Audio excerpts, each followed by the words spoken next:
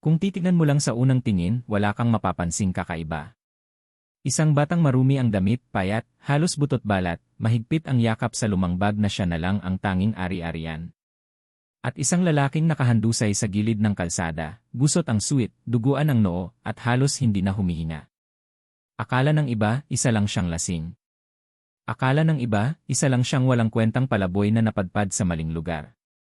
Isa lang siyang kikaraniwang lalaki. Pero hindi ganoon ang nakita ng bata. Huminto siya. Saglit. Isang segundo lang pero sapat para baguhin ang kapalaran ng dalawa. Lumapit ang bata, nanginginig ang kamay habang tinatapik ang balikat ng lalaki.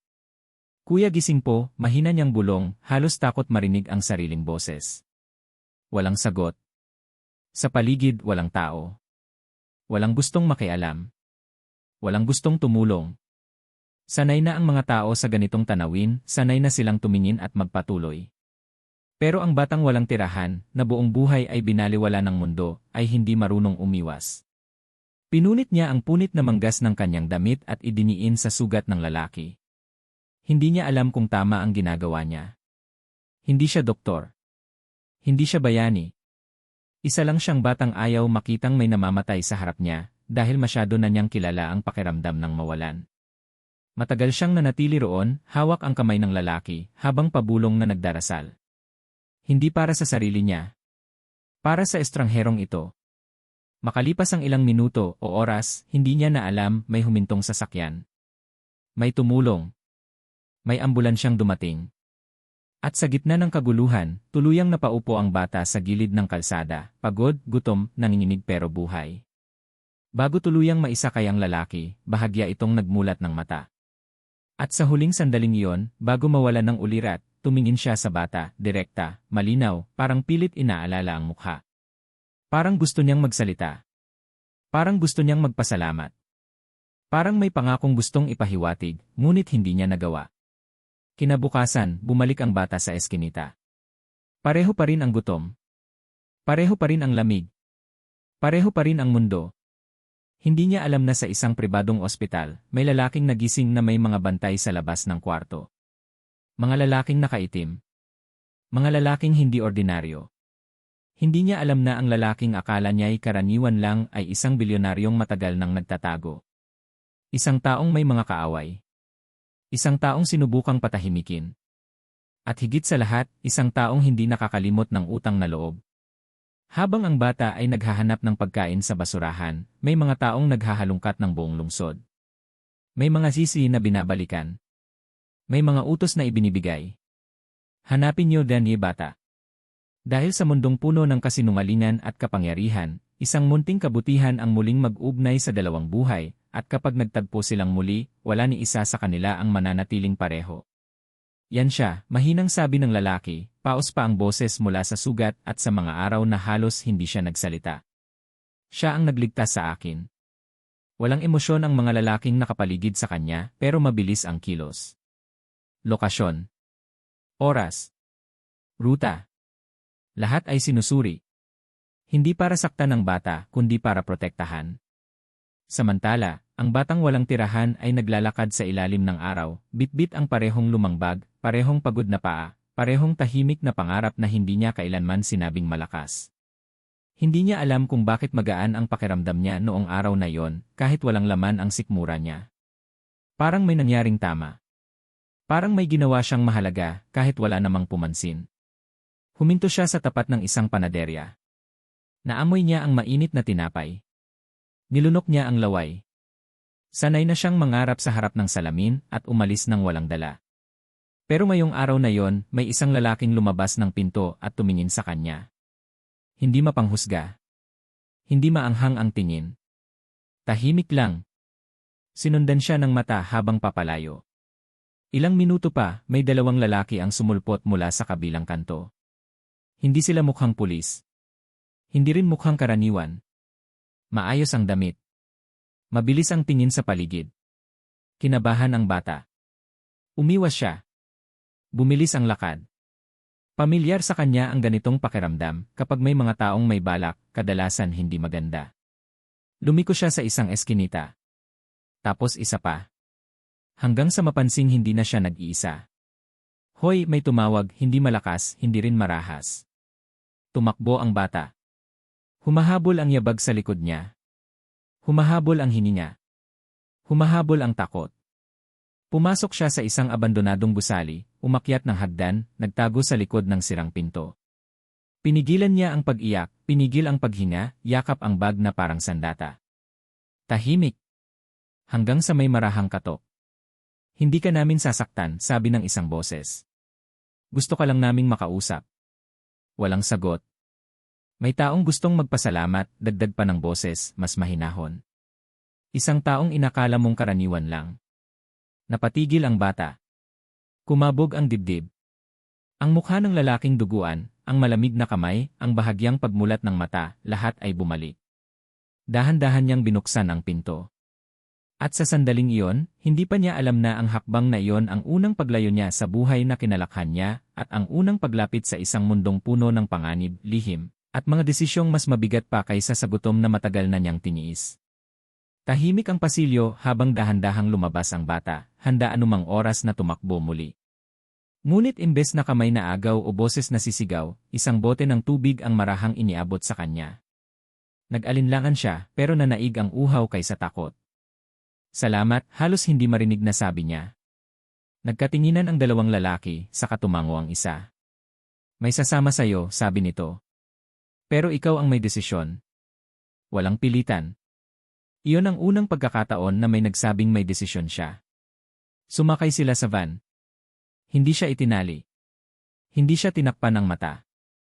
Pero bawat pag-ikot ng gulong ay parang unti-unting inaalis ang mundo na kinalakhan niya.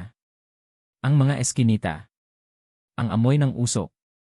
Ang inday ng gabi. Huminto sila sa harap ng isang gusaling hindi niya akalaing papasukin niya kailanman. Tahimik. Malinis. May mga ilaw na hindi kumikislap. May bantay sa pinto na yumuko sa mga lalaking kasama niya.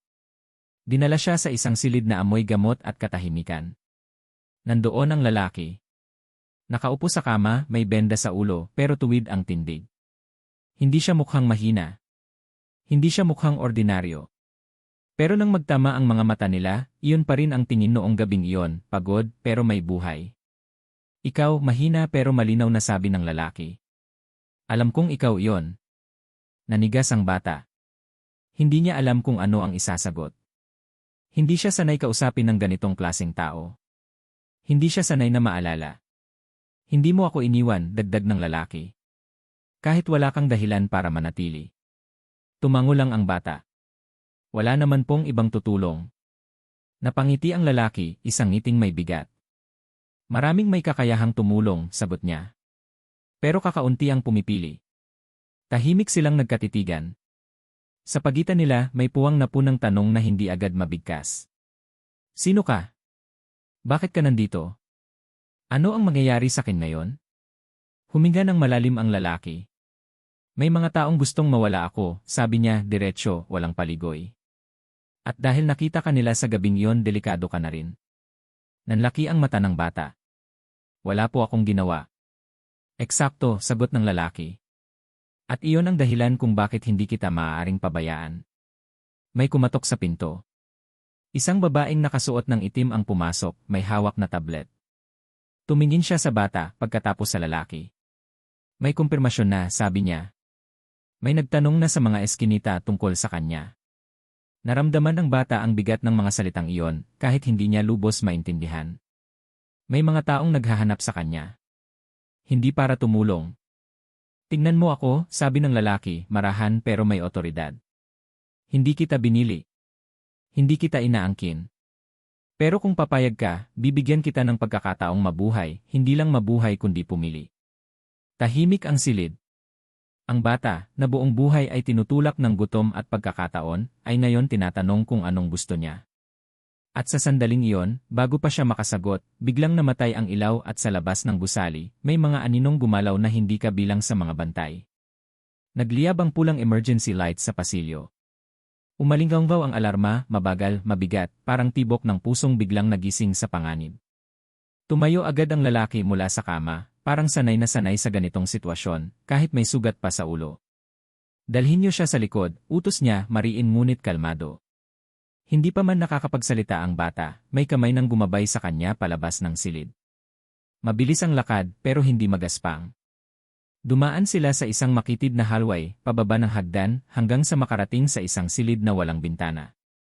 Doon, pansamantalang isinara ang pintuan. Tahimik.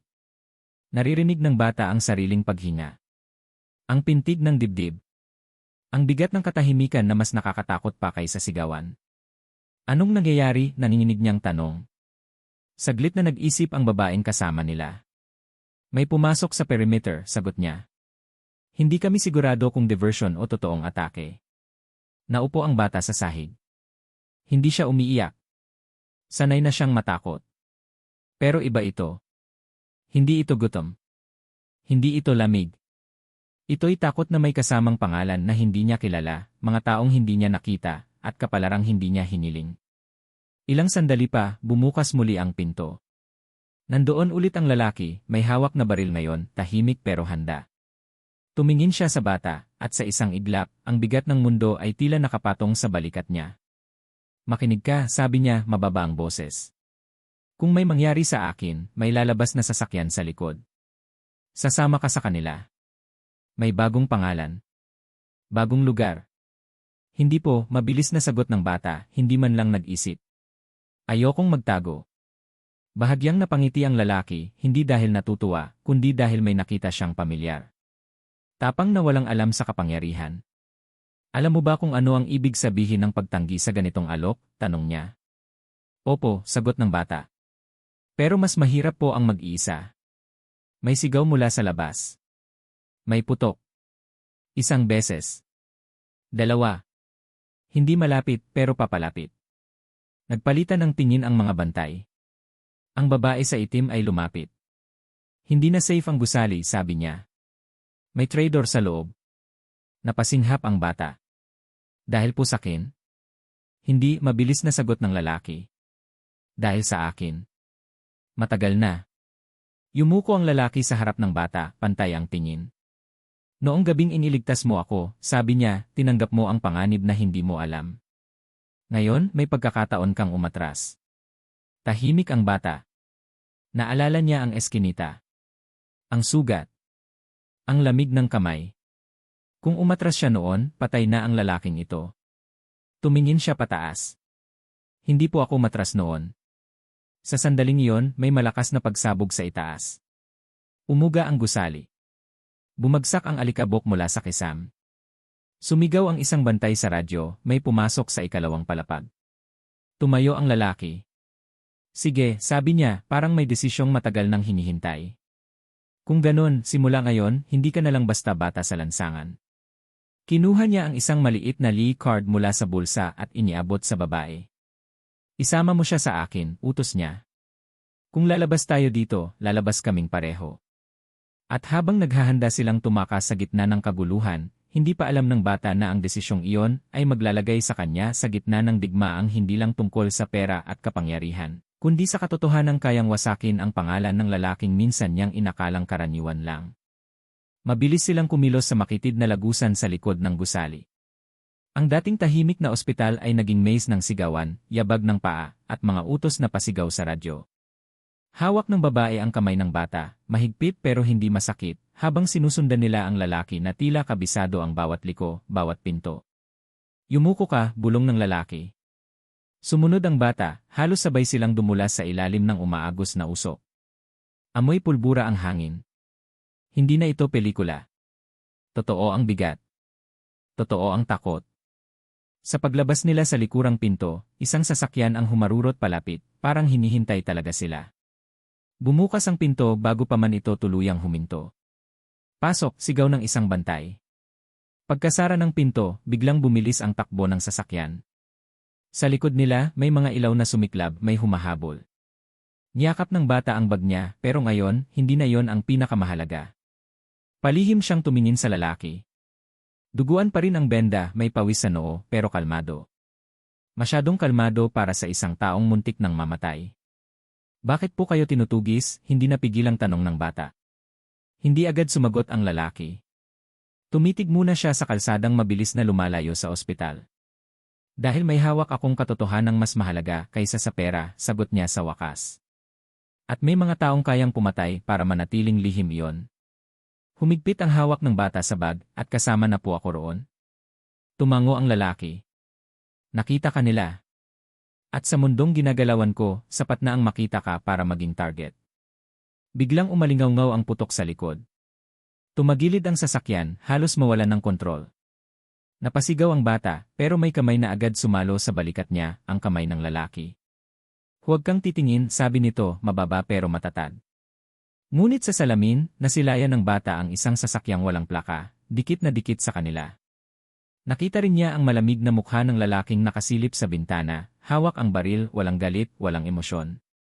Para bang trabaho lang. May safe house sa Sampaloc, sigaw ng babae sa harap. Pero kung tuloy ang habol. Lumihis tayo, putol ng lalaki. Sa lumang ruta. Nagkatinginan ang mga bantay. May bahid ng pag-aalinlangan. Matagal na pong compromised iyon. Mas alam ko, sagot ng lalaki. At alam din nila na iiwas ako roon. Muling lumiko ang sasakyan, papasok sa mas makikitid na kalsada. Dito, unti-unting bumagal ang habol. Nawawala ang ilaw sa likod, pero hindi ang pakiramdam na may matang nakamasid pa rin. Huminga ng malalim ang bata. Kuya, maingat niyang tawag, unang beses niyang ginamit ang salitang iyon. Ano po talaga kayo? Napatingin ang lalaki sa kanya. Sa mata nito, wala ang yabang ng mayaman. Wala ang lamig ng makapangyarihan. Andoon ang pagod ng isang taong matagal nang tumatakbo. Isang taong nagtago, sagot niya. At isang taong nabuhay dahil sayo. Tumigil ang sasakyan sa harap ng isang lumang gusali, halos wasak na sa labas. Walang palatandaan ng seguridad. Walang ilaw. Walang bantay. Dito, nagtatakang tanong ng bata. Dito nagsisimula ang totoo, sagot ng lalaki habang bumababa sila. Pagpasok nila sa gusali, bumukas ang isang lihim na pinto. May hagdan pababa. Maliwanag sa loob. Kumpleto. Parang isang mundong itinago sa ilalim ng isa pang mundo. Habang bumababa sila, may lalaking lumapit, may hawak na makapal na folder. Iniabot iyon sa bilyonaryo. Nahanap na namin, sabi nito. Ang pangalan ng nag-utos. At ang kapalit. Hindi na narinig ng bata ang sumunod, pero nakita niya ang biglang paninigas ng panga ng lalaki. Ang biglang pagdilim ng tingin. Mas maaga kaysa sa inaasahan, bulong ng lalaki. Pagkatapos ay tumingin siya sa bata. Mukhang wala ka ng oras para manatiling inosente.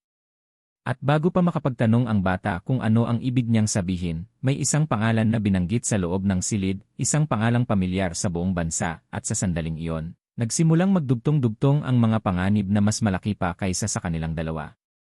Nanlamig ang batok ng bata kahit hindi niya lubos maintindihan kung bakit. Nang marinig niya ang pangalang iyon, alam niyang hindi ito basta-basta. Kahit sa lansangan, may mga pangalang binubulong lang, hindi binibigkas ng malakas, mga pangalang may kasamang takot. Siya ba talaga? Tanong ng isang bantay, mababa ang boses. Sigurado ang source. Tumango ang lalaking may hawak ng folder. Tatlong magkahiwalay na kumpirmasyon. Siya ang nasa likod ng lahat. Mula sa pag-atake hanggang sa pagtatakip. Napaupo ang lalaki sa isang upuan, ipinikit sandali ang mga mata. Hindi siya mukhang gulat. Mas mukhang handa. Parang matagal na niyang hinihintay ang sandaling ito. Kaya pala, bulong niya. Kaya pala hindi sila tumigil. Lumapit ang bata, hindi sinasadya. Masama po ba siya? Tanong niya, inosente pero diretsyo. Dumilat ang lalaki at tumingin sa kanya. Saglit siyang natahimik, parang nag-iisip kung anong klaseng mundo ang dapat ipakita sa isang batang wala pang gaanong karanasan sa ganitong uri ng kasamaan. Hindi siya basta masama, sagot niya sa wakas. Isa siyang taong piniling unahin ang kapangyarihan kaysa sa tao. Tahimik ang silid. Sa mga monitor sa dingding, lumalabas ang iba't ibang larawan, mga gusali, dokumento, mukha ng mga taong nakangiti sa kamera pero may aninong dala ang mga mata. Napansin ng bata ang isang litrato. Isang gusali. Pamilyar. Kuya, mahina niyang sabi. Parang dito po ako natutulog minsan. Nagkatinginan ang mga nasa silid. Sigurado ka? Tanong ng babae sa itim, mabilis lumapit. Tumango ang bata. Sa likod po niyan, may sirang gate. Doon po kami minsan nagtatago pag umuulan. Biglang tumayo ang lalaki. Iyon ang isa sa mga cover sites nila, sabi niya, mabilis na nagbabago ang tono. Ginagamit nilang taguan dahil walang pumapansin. Napatingin siya sa bata, ibang tingin na. Hindi na lang pasasalamat. Hindi na lang awa. Parang biglang nakita ang isang piraso ng palaisipan na hindi niya inaasahang makikita. Gaano karami ang alam mo tungkol sa lugar na yon? Tanong niya. Hindi po lahat, sagot ng bata. Pero alam ko kung sino ang pumapasok at kung sino ang hindi. Muling nagkatinginan ang mga bantay. Ang babaeng nakaitim ay bahagyang napangiti, pero hindi dahil masaya, dahil may nabubuong plano. Hindi siya dapat mapasama rito, sabi ng isa, may alinlangan. Hindi, sagot ng lalaki, mariin. Pero nasa rito na siya. Lumapit siya sa bata at lumuhod sa harap nito, pantay muli ang tingin. Hindi kita pipilitin, sabi niya. Pero may pagkakataon kang tumulong, hindi sa akin, kundi sa maraming taong hindi mo pa kilala. Napalunok ang bata. Delikado po ba? Sagot ng lalaki, tapat. Pero ganun din naman ang buhay mo kahapon. Tumahimik ang bata. Naalala niya ang gabi-gabi sa lansangan. Ang pag-iwas sa gulo. Ang pagtulog na hindi sigurado kung gigising pa. Dahan-dahan siyang tumango. Hindi po ako magaling, sabi niya. Pero hindi rin po ako sanay umatras. Sa sandaling yon, may nag-flash na alert sa monitor. Isang bagong mensahe. Isang babala. May galaw sa paligid ng gusali, sigaw ng isang bantay. May paparating, marami. Humigpit ang panga ng lalaki. Mukhang nasundan pa rin tayo. Kinuha niya ang folder, isinara ito, at muling tumingin sa bata. Mukhang mas maaga mong makikita kung gaano kabigat ang mundong pinasok mo. At habang nagsisimulang maghanda ang buong lugar, mga armas, mga ruta ng pagtakas, mga utos na mabilis ibinibigay, ang batang minsang natutulog sa gilid ng kalsada ay ngayoy nasa gitna ng isang laban na hindi lang tungkol sa buhay at kamatayan, kundi sa katotohanang kayang yumanig sa buong bansa. Muling umalingaw-ngaw ang tunog ng mga paa sa itaas ng gusali. Hindi na ito basta yabag, ito'y sabay-sabay, kalkulado, parang sanay sa pagsalakay. Sa mga monitor, unti-unting lumitaw ang mga anino, armado, nakasuot ng itim, walang insignya. Mga taong walang pangalan dahil trabaho lang ang pagkitil. 5 minuto, sabi ng babaeng nakaitim habang mabilis na nagtatype. Pinakamabilis na ruta, sarado na. Napatingin ang lalaki sa bata. Hindi na siya tinatanong. Alam na niya ang sagot. Pero kailangan pa rin niyang tiyakin. Makinig ka sa akin, sabi niya, marahan ngunit mabigat ang bawat salita. Kapag bumukas ang pintong yon, wala nang balikan ang dati mong buhay. Tahimik ang bata. Hindi siya umiwas ng tingin. Sa kabila ng ingay, sa kabila ng takot, malinaw ang mata niya. Matagal na pong wala ang dati kong buhay. Isang sandali ng katahimikan. Pagkatapos, tumango ang lalaki. Dalhin siya sa inner corridor, utos niya. Sa room na may blue mark. Nagulat ang babae. Sigurado ka? Yon ang. Alam ko kung ano yon, putol ng lalaki. At alam ko rin kung bakit kailangan niya doon. Hinawakan ng babae ang balikat ng bata. Sumunod ka lang, sabi niya. At kahit anong marinig mo, huwag kang hihinto. Habang tinatahak nila ang makitid na lagusan, unti-unting naglaho ang ingay sa likod, napalitan ng isang kakaibang katahimikan.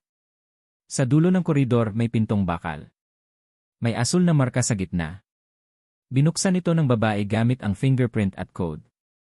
Sa loob, malamig ang hangin. May mga lumang monitor.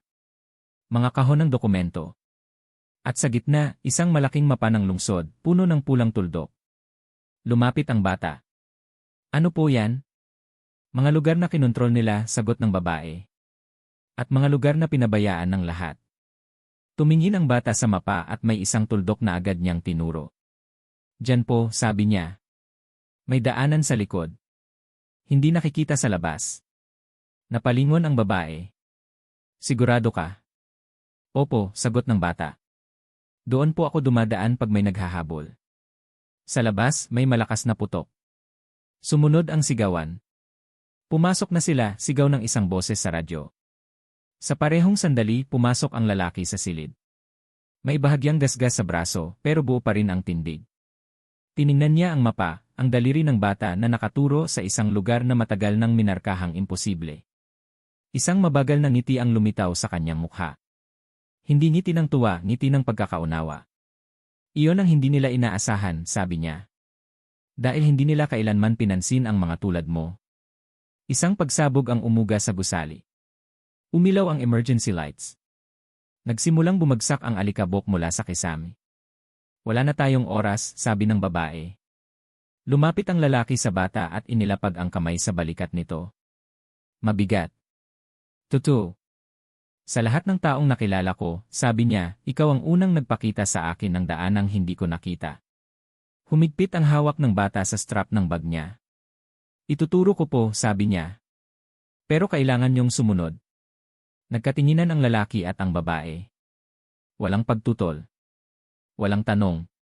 At habang binubuksan ng bata ang isang lihim na panel sa likod ng silid, isang panel na matagal nang nakatago sa mata ng makapangyarihan, nagsimulang bumukas ang isang ruta na hindi lamang pagtakas ang dala, kundi ang simula ng isang kontra-ataking maglalantad ng mga lihim na matagal nang ibinaon sa dilim. Sumingit ang malamig na hangin mula sa likod ng panel nang tuluyan itong bumukas. Isang makitid na lagusan ang lumitaw, pababa, halos hindi kasya ang dalawang tao nang magkatabi.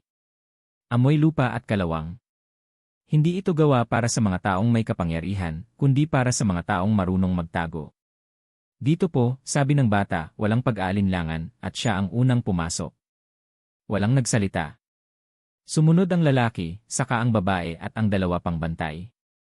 Sa likod nila, naririnig na ang pagbasag ng pinto sa itaas. May sumisigaw. May nagbibigay ng utos. Papalapit. Habang bumababa sila, napansin ng lalaki kung gaano kakabisado ng bata ang bawat hakbang. Kung saan dapat yumuko. Kung saan may tumutulong tubig. Kung aling bahagi ang hindi dapat tapakan dahil marupok. Gaano katagal mo nang alam ang daanang to? Tanong ng lalaki habang naglalakad. Matagal na po, sagot ng bata. Hindi ko lang po sinasabi kahit kanino. Bakit? Usisa ng babae. Saglit na tumigil ang bata, saka muling naglakad. Pag may alam ka, may kukunin sila sayo. Tahimik ang sagot, pero tumama ito sa lahat. Sa dulo ng lagusan, may bakal na rehas na halos natabunan ng mga kahon. Inangat iyon ng bata gamit ang maliit na bakal na hinugot niya mula sa bag, isang gamit na halatang matagal na niyang dinadala. Napatingin ang lalaki sa bag, ano pa ang laman niyan? Mga bagay na kailangan para mabuhay, sagot ng bata. Pag wala ka pong tutuluyan, natututo kang maghanda. Pagbukas ng rehas, sumilip sila sa isang abandonadong basement ng gusali sa kabila. Tahimik. Walang ilaw. Walang galaw. Pero bago pa sila tuluyang lumabas, may mahinang tunog ng radyo na narinig. Hindi sa itaas, kundi sa mismong basement. Huminto ang lahat. Dahan-dahang itinaas ng lalaki ang kamay, senyales na huwag gagalaw. Lumapit siya sa pader, sumilip sa dilim. May dalawang anino sa kabilang dulo. Nakatalikod. Abala sa pakikinig sa radyo. Naunahan nila tayo, bulong ng isa sa mga bantay. Sumulyap ang lalaki sa bata. Sa mata nito, walang takot, may pag-isip. Parang may binabalikang alaala. Kuya, bulong ng bata. May isa pang labasan. Pero maingay. Gaano kaingay, tanong ng lalaki. Makakaakit po ng pansin, sagot ng bata. Pero sa ibang direksyon. Nag-isip ang lalaki ng isang segundo lang. Tumango siya. Gawin natin. Mabilis na gumalaw ang bata, pumunta sa isang lumang panel ng kuryente. Hinugot niya ang isang wire, ikinabit sa bakal, at sinipa ang switch. Biglang umilaw ang buong basement, sabay putok. Umalinggaw ang alarma. Nataranta ang dalawang anino. Doon, sigaw ng isa. Sa kabilang dulo, bumukas ang isang pinto. Tumakbo ang grupo, sinamantala ang kaguluhan. May mga yabag sa likod, pero papalayo ang mga ito, nahila ng ingay. Paglabas nila sa pinto, humantong sila sa isang makipot na kalsada. Basa ang semento. Madilim. Pamilyar sa bata. Dito po, sabi niya ulit, mas mabilis na ngayon. Habang tumatakbo sila, may humarurot na motorsiklo sa dulo ng kalsada. Isa. Dalawa. Tatlo. May nakaabang, sabi ng babae. Huminto ang lalaki. Tumingin siya sa bata, saka sa paligid. May isa ka pa bang alam? Huminga ng malalim ang bata. Tumango. Pero doon po, may mga taong ayaw ninyong makilala. Mas ayokong mahuli, sagot ng lalaki. Lumihis sila, pumasok sa isang mas makitid na eskinita, mas madilim, mas tahimik. Dito, ang mga pader ay may mga marka, mga simbolong hindi alam ng bata ang kahulugan pero matagal na niyang iniiwasan. Bata, mahinang sabi ng babae. Sigurado ka ba rito? Opo, sagot niya. Dito po ako natutong hindi lahat ng panganib ay may dalang baril. Sa dulo ng eskinita, may mga taong nakatayo sa anino. Hindi armado. Hindi rin umaatake. Tinitigan nila ang grupo, saka ang bata. Isa sa kanila ang humakbang palapit. Matagal ka naming hindi nakita, sabi nito sa bata. Nanigas ang mga bantay. Kilalang kilala ka pala rito, bulong ng lalaki. Hindi sumagot ang bata.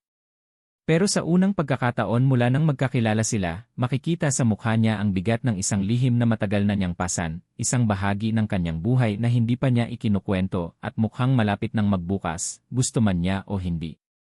Tumigil ang lahat sa kalsadang iyon. Tahimik. Tanging ang hininga ng bata at ang kaluskos ng damit ang maririnig.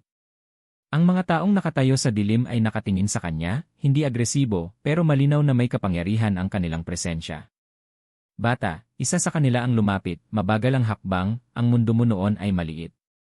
Ang mundo mo ngayon malaki at delikado. Napatingin ang lalaki sa bata. Ang dating inosenteng mata ay ngayon may ningas ng tapang, pero may halo ring takot. Sino po sila? Tanong niya. Mga taong nakakita sa'yo bago pa man kita nakita, sagot ng bata, banayad ngunit may bigat. At may gusto silang ipaalam sa'yo. Isa sa mga anino ang yumuko, inilabas ang isang maliit na kahon. Ito ang susi, sabi nito. Hindi para sa iyo lang kundi para sa lahat ng nasasangkot sa gabing iyon. Pero kailangan mong piliin kung tatanggapin mo o hindi. Huminga ng malalim ang bata, hawak ang lumang bag, ano po ang laman nito? Katotohanan, sagot ng anino. At kapangyarihang magbago ng lahat ng alam mo sa buhay mo. Tumahimik ang lalaki. Alam niya ang bigat ng desisyong iyon. Sa isang iglap, naalala niya ang gabing niligtas siya ng bata, isang simpleng pagkilos na nagbukas ng pinto sa mundong hindi niya akalaing aabutin niya. Bata, mahinang sabi niya, hawak ang balikat nito, lahat ng tatahakin mo mula ngayon, hindi na lang basta para sa'yo. Kailangan mong magdesisyon, para sa kanila, para sa akin, at para sa mundong hindi mo pa kilala. Tumango ang bata, walang takot sa panlabas, pero ramdam ang kabigatan sa dibdib. Unti-unti niyang binuksan ang kahon. Sa loob nito, may folder na puno ng dokumento, USB drives, at isang liham. Anong gagawin natin, kuya? Bulong niya. Ngumiti ang lalaki, bagaman may pawis sa noo at sugat sa braso. Una, kailangan nating malaman kung sino ang tunay na kaaway, sagot niya. At sa bawat hakbang na gagawin natin, hindi lang tayo ang nakataya. Ang bawat lihim na mabubunyag dito ay kayang baguhin ang takbo ng bansa. Tumayo ang bata, tinapik ang dumi sa kamay.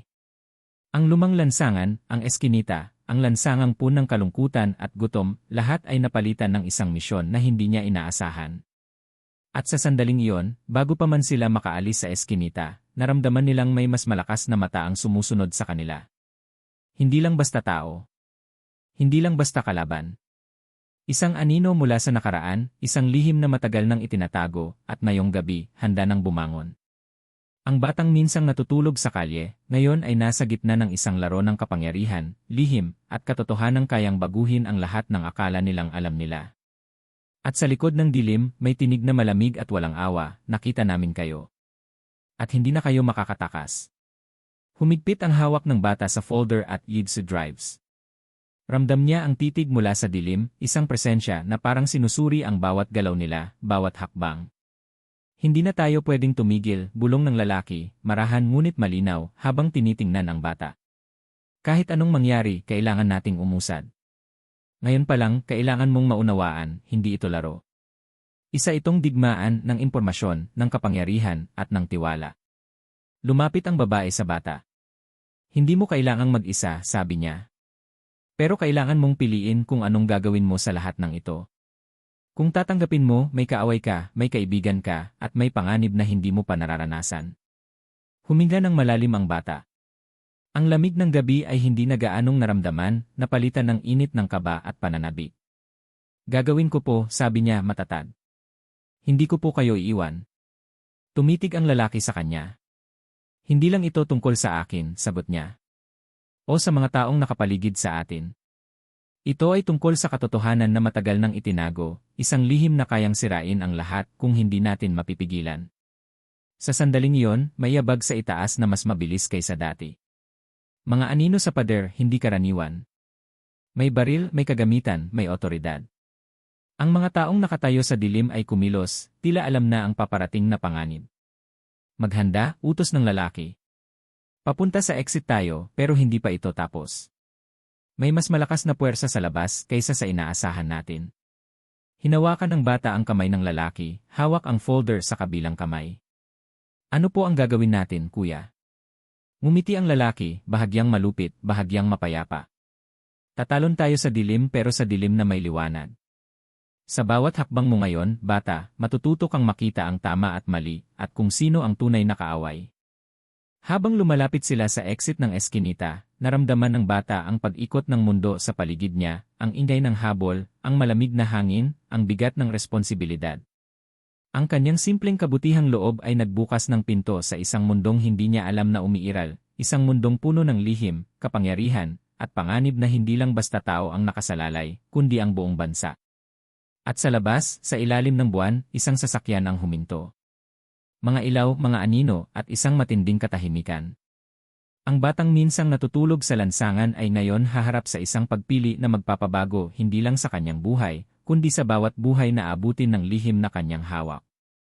Ngunit bago pa niya maisip ang susunod na hakbang, may boses mula sa dilim na malamig at mapanganib, hindi niyo akalaing makakalapit kayo sa akin nang hindi ako handa. Tumigil ang sasakyan sa ilalim ng ilaw ng poste. Hindi ito humarurot palapit. Hindi rin umatras. Parang sadyang ipinapakita ang sarili, walang takot, walang pagmamadali. Mula sa loob, bumukas ang pinto. Isang lalaki ang bumaba. Maayos ang suot. Walang baril na nakikita. Pero ang paraan ng kanyang pagtayo, tila sanay na hindi kinokontra, ay sapat na para manginig ang hangin sa paligid. Matagal kitang hinanap, sabi niya, nakatingin diretsyo sa bata. Agad humakbang ang mga bantay, pero itinaas ng lalaki, ang bilyonaryo, ang kamay. Senyales na huwag muna. Kilala mo ba siya? Mahinang tanong niya sa bata. Umiling ang bata, pero hindi niya inalis ang tingin sa estranghero. May kung anong pamilyar. Hindi mukha, kundi pakiramdam. Parang narinig na niya ang boses na iyon dati sa usapan ng matatanda sa lansangan, sa mga babalang pabulong. Ako ang dahilan kung bakit nagtatago siya, sabi ng estranghero, tumuturo sa bilyonaryo. At ikaw naman ang dahilan kung bakit hindi ko siya tuluyang nawala. Napangiti siya, ngiting walang init. Hindi kita minamaliit, bata. Sa totoo lang, hinahangaan kita. Tumigil ka na, mariing sabi ng bilyonaryo. Kung ako ang gusto mo, huwag mo siyang idamay. Pero siya ang may dala ng hindi mo inaasahan, sagot ng estranghero, saka tumingin sa folder na hawak ng bata. At base sa impormasyong hawak niya, huli ka na. Nanikip ang dibdib ng bilyonaryo. Ibig mong sabihin na alam ko na, putol ng estranghero. Alam ko kung ano ang laman ng mga dokumentong yan. Alam ko kung sino ang makikita roon. At alam ko kung gaano kalaki ang gulo kapag lumabas ang katotohanan. Tahimik ang bata. Unti-unti niyang naunawaan na ang hawak niya ay hindi lang papel, kundi sandata. Isang sandatang mas mabigat kaysa baril. Bata, sabi ng estranghero, mas banayad ang tono. May pagpipilian ka. Ibaba mo yan. Sumama ka sa akin. Bibigyan kita ng buhay na hindi mo kailanman pinangarap. Paaralan. Tahanan. Pangalan. Humigpit ang hawak ng bata sa folder. At sila po, tanong niya, tinutukoy ang bilyonaryo at ang mga kasama nito. Ngumiti ang estranghero. Sila ang kapalit. Biglang uminit ang hangin. Isang maling galaw at puputok ang gulo. Lumapit ang bilyonaryo sa bata, mabagal, walang biglang kilos. Makinig ka sa akin, sabi niya. Ano man ang piliin mo, hindi kita sisisihin. Hindi ito responsibilidad ng isang bata. Tumingala ang bata. Pero ako po ang may hawak. Isang sandali. Tahimik. Walang gumagalaw. Pagkatapos, dahan-dahang ibinaba ng bata ang bag sa lupa, pero hindi ang folder. Sa halip, inilabas niya ang isang Yes Drive. Hindi niyo po alam, sabi niya, nanginginig pero malinaw, na may kinopya na ako kanina. At hindi niyo rin po alam na may isang tao na akong pinadalhan. Nanlaki ang mata ng estranghero sa unang pagkakataon. Imposible, bulong nito. Hindi po, sagot ng bata. Sanay po kaming magtago. Sanay po kaming maghanda. Biglang may tunog ng helicopter sa malayo. Papalapit. Kasunod ang mga sirena, marami. Nagbago ang timpla ng gabi. Humakbang ang estranghero paatras, dahan-dahan, habang nakatitig sa bata. Hindi pa tapos to, sabi niya, mababa at malamig. Hindi pa.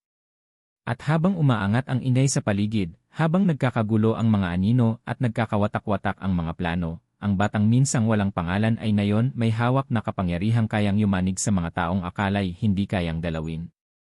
At sa gitna ng liwanag at dilim na nagsasalpukan, isang tanong ang unti-unting bumibigat sa dibdib ng lahat. Sa mundong puno ng kasinungalingan, sino ang unang bibigay at sino ang unang magtataksil? Biglang bumagsak ang dilim sa paligid. Ang helicopter ay nag-swoop ng mababa, nagliliwanag sa lupa, at humahati sa mga anino ng estranghero, bilyonaryo, at ng bata. Ang mga sirena sa malayo ay naghalo sa ingay ng mga yabag at mabilis na utos. Lumayo siya, sigaw ng isa sa mga bantay ng bilyonaryo. Ngunit hindi lumayo ang bata.